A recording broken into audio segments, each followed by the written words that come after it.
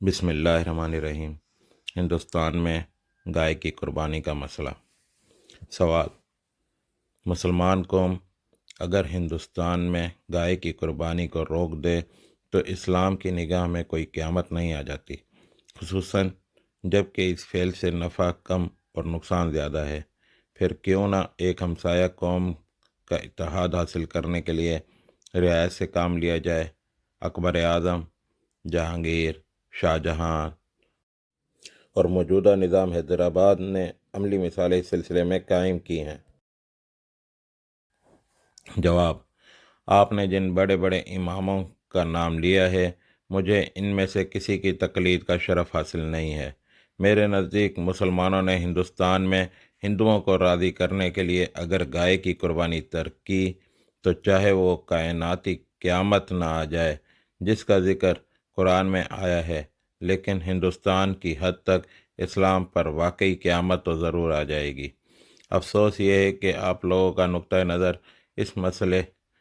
میں اسلام کے نقطہ نظر کے عین ضد ہے۔ آپ کے نزدیک اہمیت صرف اس امر کی ہے کہ کسی طرح دو قوموں کے درمیان اختلاف و نزاع کے اسباب دور ہو جائیں،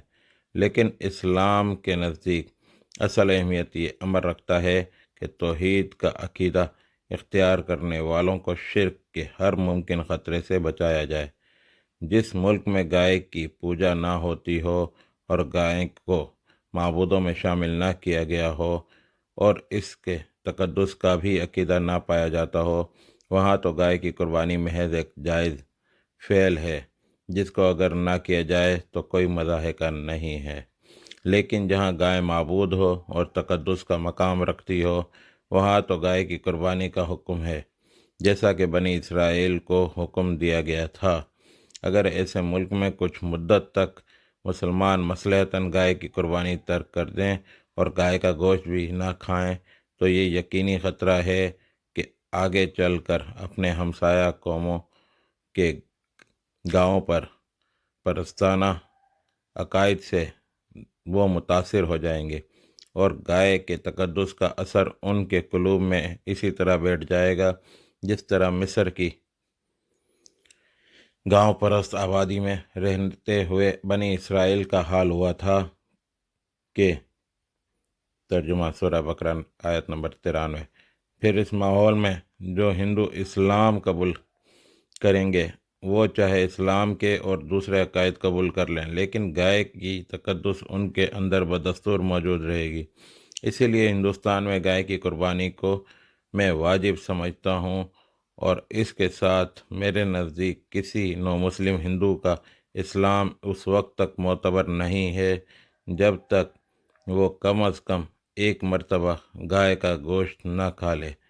اسی کی طرف وہ حدیث اشارہ کرتی ہے جس میں حضور صلی اللہ علیہ وسلم نے فرمایا کہ جس نے نماز پڑھی جیسی ہم پڑھتے ہیں